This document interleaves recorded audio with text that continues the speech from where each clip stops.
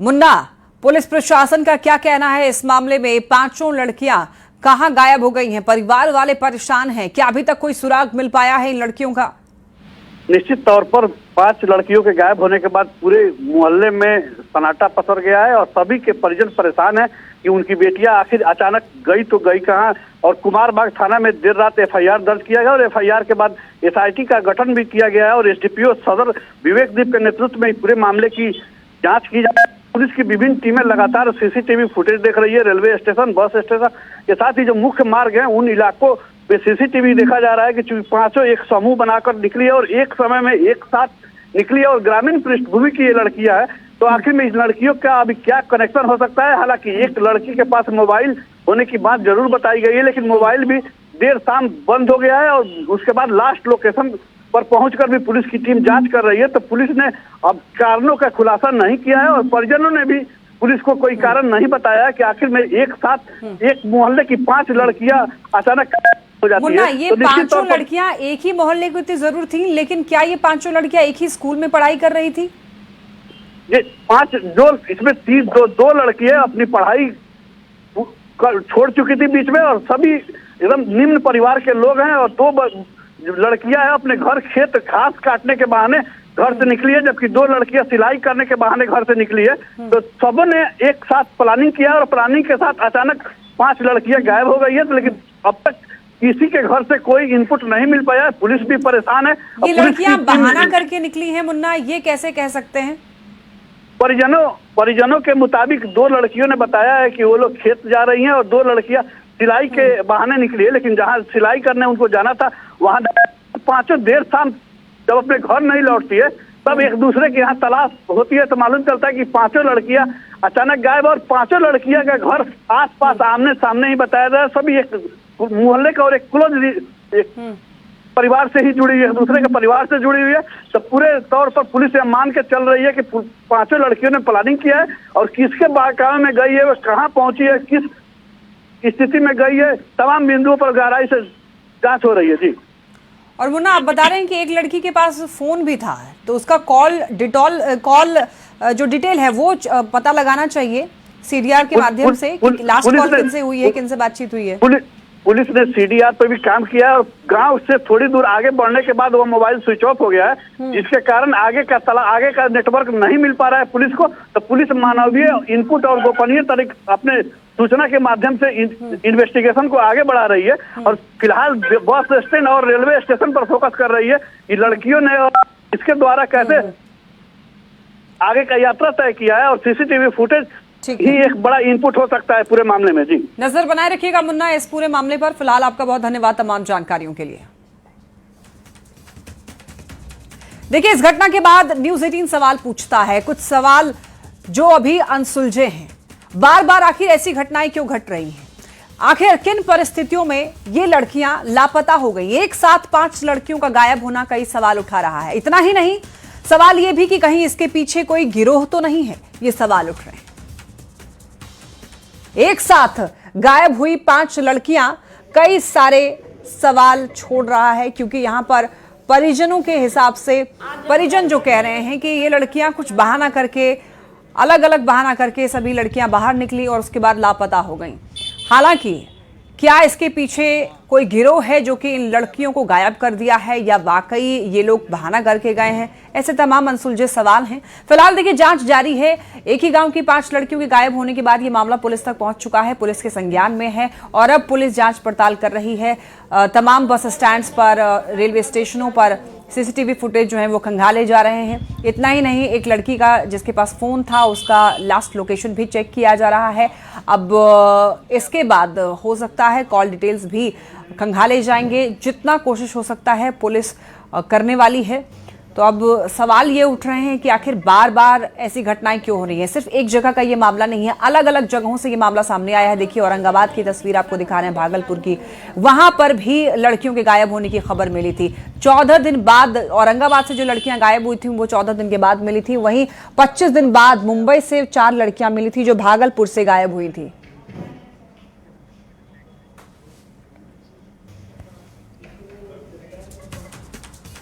देखिए, बेतिया से जो लड़की अभी फिलहाल लापता है, एक ही गांव की 5 लड़की, उसके बाद अभी जांच पड़ताल हो रही है। औरंगाबाद की तस्वीर आप देख रहे हैं, औरंगाबाद से भी यहां पर 4 लड़कियां गायब हुई। 14 दिन के बाद वो गुरुग्राम से जाकर के मिली थी। भागलपुर की तस्वीर जो आप देख रहे हैं, यहां से भी कुछ लड़कियां गायब हुई थी। 4 लड़कियों के गायब होने के बाद काफी खोजबीन के बाद में 25 दिनों के बाद ये लड़कियां मुंबई से जाकर के इनको ढूंढ निकाला गया था। और इसलिए ये सवाल उठ रहे हैं कि बार बार ऐसी घटनाएं आखिर क्यों घट रही है, क्योंकि एक जगह का ये मामला नहीं है, कई जगहों से ऐसे मामले सामने आ रहे हैं। इसीलिए सवाल है कि क्या कोई गिरोह है जो लड़कियों को गायब कर रहा है, किन परिस्थितियों में ये लड़कियां जो है लापता हो जा रही हैं, ये सबसे बड़ा सवाल है। और सवाल ये भी कि कहीं इसके पीछे कोई गिरोह तो नहीं है, कहीं ये मानव तस्करी का पूरा खेल तो नहीं है, क्या मामला है, ये सवाल उठ रहे हैं। बेतिया से 5 लड़कियों के लापता होने के बाद अब सभी जगहों से जहां जहां से भी लड़कियां गायब हुई हैं, उन सबको कनेक्ट करके देखा जा रहा है।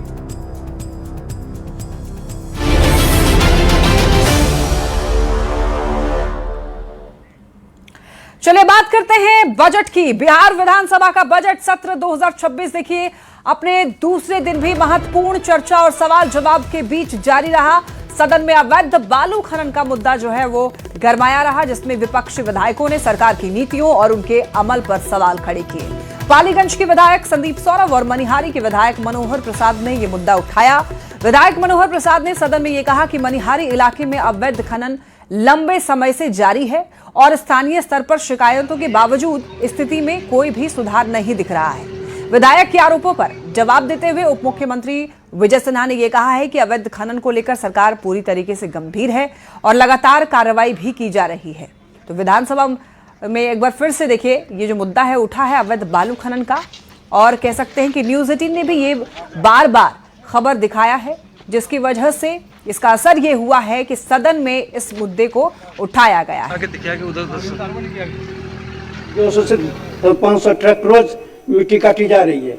कई लोगों ने बहुत उसके लिए विरोध भी किया है। सड़क टूट गई वहाँ, लेकिन कोई उस पर कोई कार्रवाई नहीं। प्रशासन और जो पॉलिटिकल संरक्षण है उसके चलते ये हो रहा है।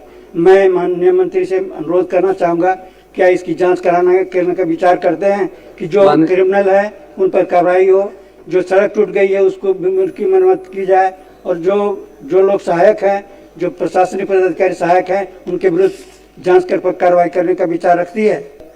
कि कटिहार जिला के मनिहारी थाना अंतर्गत कांटा कोस पंचायत और नगर पंचायत मनिहारी के कतिपय स्थानों पर अवैध खनन एवं परिवहन की सूचना प्राप्त होने पर तत्काल खनन टीम के द्वारा छापेमारी की गई। इस संदर्भ में मनिहारी थाना अंतर्गत अवैध खनन परिवहन एवं भंडारण के मामले में प्राथमिकी संख्या 5/26 दिनांक 6/1/2026 दर्ज कराई गई है। अवैध खनन एवं परिवहन के पूर्णतः रोकथाम हेतु जिला खनन टीम एवं स्थानीय अनुमंडल प्रशासन मनिहारी के द्वारा संयुक्त रूप से जांच एवं छापेमारी की जा रही है। और माननीय सदस्य का जो जानकारी दिए हैं तो वो हम पूरी तरह से फिर से एक उड़नदस्ता भेज के जांच भी करवा लेते हैं। डिप्टी सीएम और राजस्व एवं भूमि सुधार मंत्री विजय सिन्हा ओवरलोडिंग ट्रकों को लेकर के भी बड़ा बयान दिया है। सदन में विजय सिन्हा ने यह कहा कि अब कहीं भी ट्रकों पर बालू की ओवरलोडिंग नहीं होती है। ट्रैक्टर या छोटी जुगाड़ की गाड़ियों का भी ओवरलोडिंग में इस्तेमाल होता है, लेकिन इस पर भी कार्रवाई की जा रही है। विजय सिन्हा ने यह कहा है कि ओवरलोडिंग ट्रक की जानकारी देने पर 10,000 रुपए और ओवरलोडिंग ट्रैक्टर पर 5,000 रुपए इनाम की व्यवस्था का असर काफी ज्यादा दिख रहा है। हम लोग माननीय मंत्री महोदय के उत्तर से बिल्कुल असंतुष्ट नहीं है, लेकिन मैं सिर्फ इतना जानना चाहता हूं कि जो 500 से 200 ट्रक रोज चलता है, रात में चलता है, तो उसके लिए क्या कार्रवाई की गई? माननीय मंत्री जी ने स्पष्ट कहा है कि फ्लाइंग स्क्वाड भेज करके उसकी जांच कराई जाएगी, कार्रवाई की जाएगी। अध्यक्ष महोदय, ऐसे माननीय सदस्य और इनके माध्यम सभी सदस्यों को कि माननीय मुख्यमंत्री जी के निर्देश पर जो माइंस पॉलिसी बनी, खनन नीति, आज उसका असर पूरे बिहार में दिखाई पड़ रहा है। और देश में बिहार पहला राज्य है जहां ओवरलोडिंग पूरी तरह से लगभग बंद है और अवैध खनन पर भी महोदय, अब ट्रक पर खनन नहीं होता है, ट्रक पर नहीं। इनका भी जो मामला है वो ट्रैक्टर का है, और ट्रैक्टर 4 ट्रैक्टर पकड़ाया, और माननीय मुख्यमंत्री जी के नहीं थे, हम बता रहे हैं कि ये थाना अंतर्गत इस तरह के कई छापेमारी हमने तो अब जारी कर दिया है कि कोई बड़ी गाड़ी को वीडियो बना के भेजेंगे। हमारा कमांड कंट्रोल में बैठा हुआ है, प्रधान सचिव के पास सिर्फ वो डिटेल है, उसको हम 10,000 का इनाम देते हैं और ट्रैक्टर पर 5,000 का इनाम देते हैं। मुख्यमंत्री जी के द्वारा कई लोगों को इनाम गया है। अगर जो उसकी जानकारी सूचना देंगे, पूरी सख्ती के साथ कार्रवाई करेंगे। और आप जो बता रहे हैं, 1-2 जगह इधर का आया है, चुनाव के पीरियड में थाने के अंतर्गत ट्रैक्टर वाले की कुछ जानकारी मिली है, तो फिर उसका हम लोग पेट्रोलिंग करके जांच करके पूरी सख्ती के साथ कार्रवाई करेंगे। तो देखिए, अब से कुछ ही देर के बाद बिहार की उम्मीदों का बजट पेश होने जा रहा है। बम्पर जनादेश के बाद 2025 में बनी नीतीश सरकार का ये पहला बजट है। वित्त मंत्री विजेंद्र प्रसाद यादव बजट पेश करेंगे। बिहार के बजट पर पूरे राज्य की नजर टिकी है, क्योंकि बिहार सरकार ने अगले 5 साल में 1 करोड़ नौकरी और रोजगार का लक्ष्य तय किया है। वित्त मंत्री विजेंद्र प्रसाद यादव की ओर से पेश किए जाने वाले बजट में 10% से अधिक के इजाफे का अनुमान है। मेन फोकस 1 करोड़ नौकरी के वादे और बुनियादी ढांचे पर होगा। चुनाव के दौरान नीतीश सरकार ने 1 करोड़ नौकरी और रोजगार का जो संकल्प लिया था, उसकी झलक इस बजट में दिखने की उम्मीद है। बजट में युवाओं के लिए नौकरी, किसानों की आमदनी, महिलाओं के लिए सहायता समेत अन्य मुद्दों पर फोकस रहने की संभावना जताई जा रही है।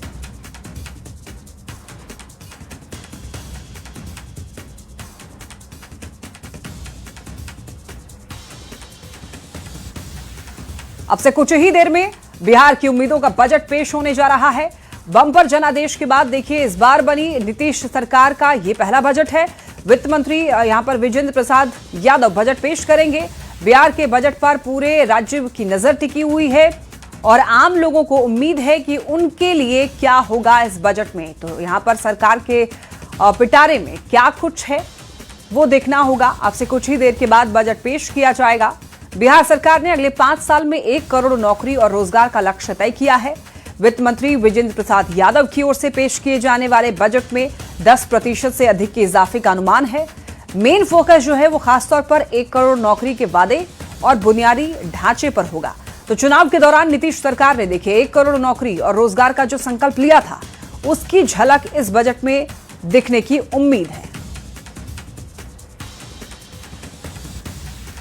देखिए, बिहार विधानमंडल के बजट सत्र का आज दूसरा और अहम दिन है और आज ही बिहार की उम्मीदों का बजट आएगा। अब से कुछ ही पल में विधानसभा की कार्यवाही शुरू होगी। सत्र को लेकर सीएम नीतीश कुमार, स्पीकर प्रेम कुमार और डिप्टी सीएम सम्राट चौधरी सभी पहुंच चुके हैं और अब से कुछ ही देर का इंतजार है। उसके बाद आम जनता के लिए बजट पेश कर दिया जाएगा और इस बार के बजट में 10% से अधिक के इजाफे का अनुमान है और इस बार काफी कुछ देखने को मिल सकता है। युवाओं के लिए, किसानों के लिए, महिलाओं के लिए मेन फोकस 1 करोड़ नौकरी पर होने वाला है। युवाओं के कौशल विकास पर भी फोकस होगा।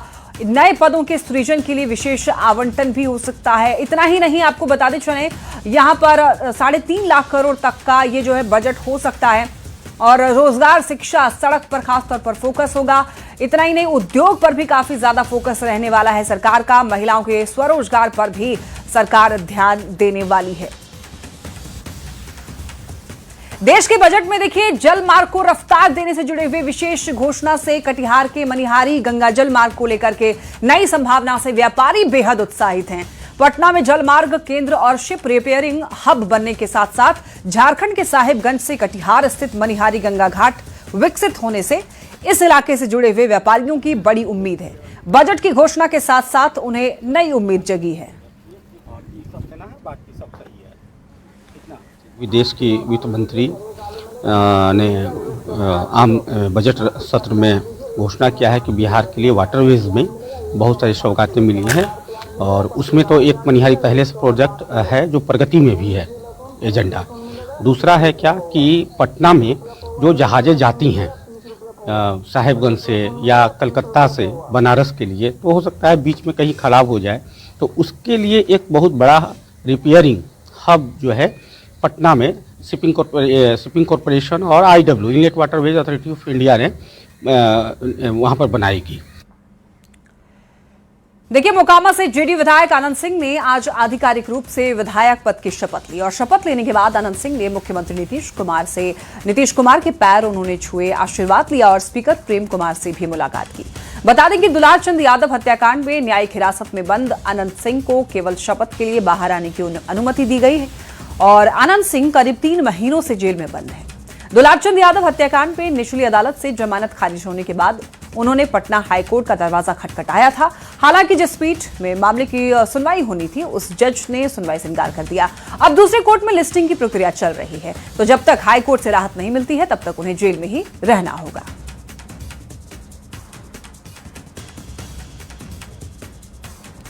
तो आज आनंद सिंह ने बिहार विधानसभा में शपथ ली है और शपथ लेने के बाद आनंद सिंह ने यह कहा है कि हम निर्दोष हैं, मुझे 100% भरोसा है, न्याय मिलेगा मुझे और पूरे मामले की जांच भी हो रही है। आनंद सिंह ने यह भी कहा है कि विपक्ष के पास कोई मुद्दा नहीं है, ये लोग क्या बोलेंगे। अगली बार तेजस्वी यादव को दूसरे पार्टी से टिकट लेकर चुनाव लड़ना पड़ेगा, ऐसा कह रहे हैं आनंद सिंह। हाँ, न्याय की उम्मीद करते हैं 100%। जिस कांड में आप जो है हाँ, उस कांड में निर्दोष है, जांच चल रहा है, हम निर्दोष हैं, हमको न्याय मिलेगा। न्याय मिलेगा? हाँ, मिलेगा। लेकिन ये नीतीश कुमार पर ही आरोप लगा रहे विपक्ष के लोग, वही फंसाते हैं। विपक्ष के लोग के कुछ काम बच गया है, इतने जो काम बचा, विपक्ष का काम क्या? यादव सवाल पूछ रहा है, कह रहे बिहार में अपराध बढ़ गया है, बिहार में अपराध बढ़ गया है। आनंदा कह रहे बिहार में अपराध बढ़ गया है। विपक्षी क्या बोलेगा?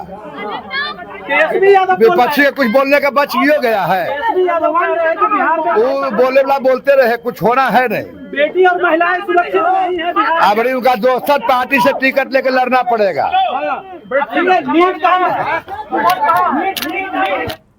चलिए बढ़ते हैं खबरों में आगे। जहानाबाद की नीट छात्रा संवेदना को इंसाफ दिलाने के लिए उसके गृह जिले में लोगों ने न्याय मार्च किया और सीबीआई जांच की अनुशंसा के बावजूद विरोध प्रदर्शन और इंसाफ की मांग को लेकर आंदोलन जारी है। देखिए, यहाँ पर ब्रह्म ऋषि समाज की ओर से विरोध मार्च निकाला गया। मार्च की शुरुआत मृतक छात्रा संवेदना के गांव से हुई है, जो शाम में जिला मुख्यालय पहुंचेगी। करीब 22 किलोमीटर लंबी इस पद यात्रा के दौरान लोग संवेदना के लिए इंसाफ की मांग कर रहे हैं। सकूराबाद होते हुए जहानाबाद समाहरणालय तक हम लोग पैदल मार्च किए हैं। जिनको भी पैदल चलने में है समर्थता है वो चल रहे हैं, जिनको नहीं समर्थता है वो गाड़ी से भी चल रहे हैं और हम लोग आज पैदल मार्च कर रहे हैं। देखिए, दानापुर से एक बड़ी खबर मिल रही है। यहाँ पर बाल एक महिला की जान बची है। ट्रेन के नीचे आने से एक महिला बच गई है और आरपीएफ जवान ने दरअसल जान बचाई है। ट्रेन पर चढ़ने के दौरान पैर फिसल गया था महिला का। पाटलिपुत्र रेलवे स्टेशन की यह घटना है। रक्सौल मुंबई एलटीटी अंत्योदय एक्सप्रेस की यात्री, ये देखिए, ये तस्वीर भी सामने आई है, सीसीटीवी फुटेज इसका निकाला गया है। रेल सुरक्षा बल जो है वहां पर पाटलिपुत्र के सहायक उपनिरीक्षक जनार्दन यादव ने बिना समय गंवाए साहस का परिचय दिया है और महिला को खींचकर चलती हुई ट्रेन से दूर कर दिया है, जिससे उनकी जान बच पाई है। इसका सीसीटीवी वीडियो सामने आ गया है। लोग काफी ज्यादा प्रशंसा कर रहे हैं आरपीएफ जवान की, जिनकी वजह से महिला की जान बच पाई है। ये देखिए, महिला चढ़ने की कोशिश करती है ट्रेन में, लेकिन महिला का पैर फिसल जाता है और वो गिर जाती हैं। महिला ने साड़ी भी पहन रखी है और साड़ी की वजह से ऐसा दिख रहा है कि वो यहाँ पर अनियंत्रित हो जाती हैं और गिर जाती हैं, ठीक से नहीं चढ़ पाती हैं। लेकिन वहां पर मौजूद आरपीएफ तुरंत महिला को बचा लिया ट्रेन के नीचे आने से।